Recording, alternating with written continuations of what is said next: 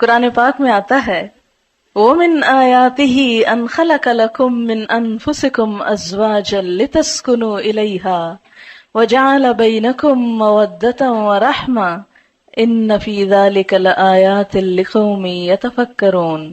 اس کی قدرت کی نشانیوں میں سے ایک نشانی یہ ہے کہ اس نے تمہارے لیے تمہارے ہی جنس کی عورتیں پیدا کی تاکہ ان کی طرف مائل ہو کر سکون حاصل کرو، اور تم میں محبت اور مہربانی پیدا کی۔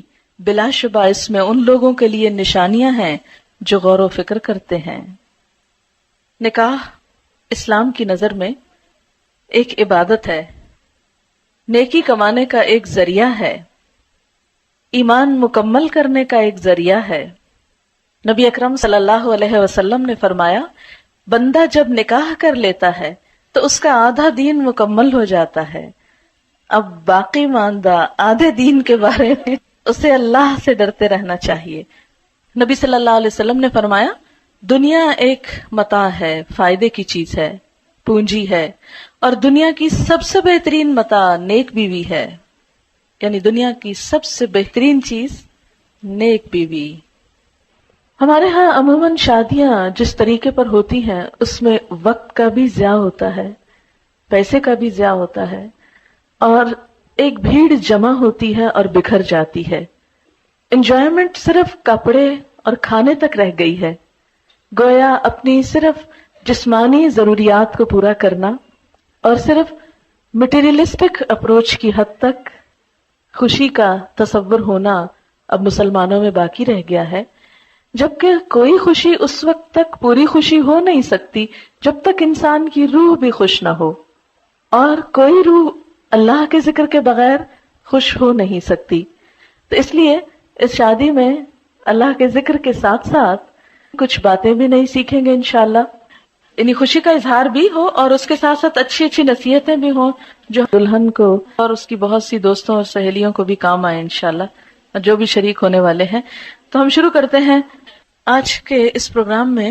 جو اہم حصہ ہے وہ یہ کہ جو لوگ اس تجربے سے گزر چکے ہیں، گزر رہے ہیں، اور انہوں نے اس زندگی میں ایک بہترین کامیابی حاصل کی ہے، یا جن چیزوں سے ان کی ازدواجی زندگی خوشگوار ہوئی ہے، میں چاہوں گی کہ وہ ہمارے ساتھ اس پروگرام میں شریک ہوں اور اپنے ذاتی تجربات کا ذکر کریں تاکہ دوسرے لوگوں کو فائدہ ہو اور ان کی زندگیاں بھی خوشگوار ہو جائیں۔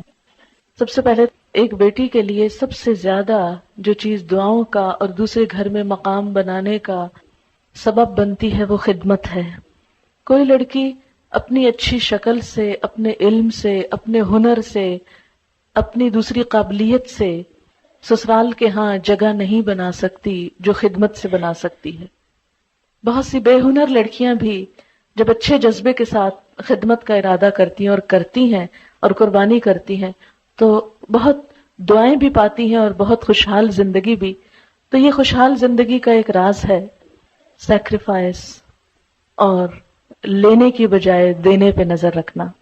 نبی اکرم صلی اللہ علیہ وسلم نے فرمایا جب تمہارے پاس کوئی ایسا شخص نکاح کا پیغام بھیجے جس کے دین اور اخلاق سے تم راضی ہو تو اس سے نکاح کرا دو، اگر تم ایسا نہ کرو گے تو زمین میں فتنہ اور بڑا فساد رونما ہوگا۔ حضرت انس رضی اللہ تعالیٰ عنہ کہتے ہیں حضرت ابو طلحہ نے حضرت ام سلیم سے نکاح کیا اور مسلمان ہونا ان کے درمیان مہر قرار پایا۔ حضرت ام سلیم ابو طلحہ سے پہلے مسلمان ہو چکی تھی۔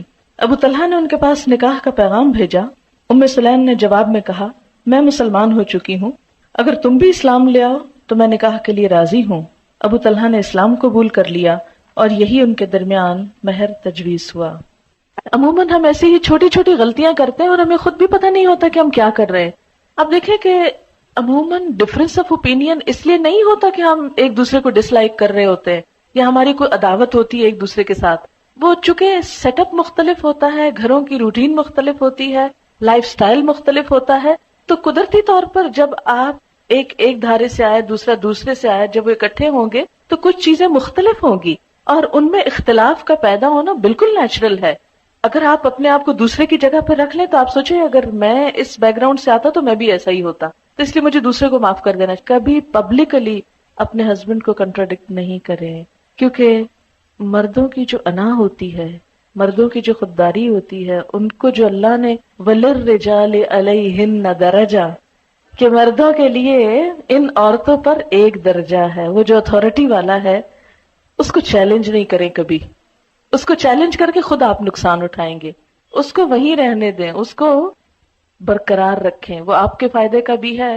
اور اگر اس معاملے میں اس نصیحت پر عمل ہو جائے کہ ٹھیک ہے اختلاف بھی ہو گئے, آپس میں محبت سے بھی انسان ایک دوسرے سے جھگڑتا ہے, روٹتا ہے, سب کچھ چلتا ہے, ایک نیچرل لائف کی علامت ہے, لیکن لوگوں کے سامنے نہیں, کیونکہ شوہر اپنی بے عزتی کو ہمیشہ دل میں رکھ لیتے ہیں اور پھر جگہ جگہ انتقام لیتے ہیں اور زندگی تلخ کر دیتے ہیں.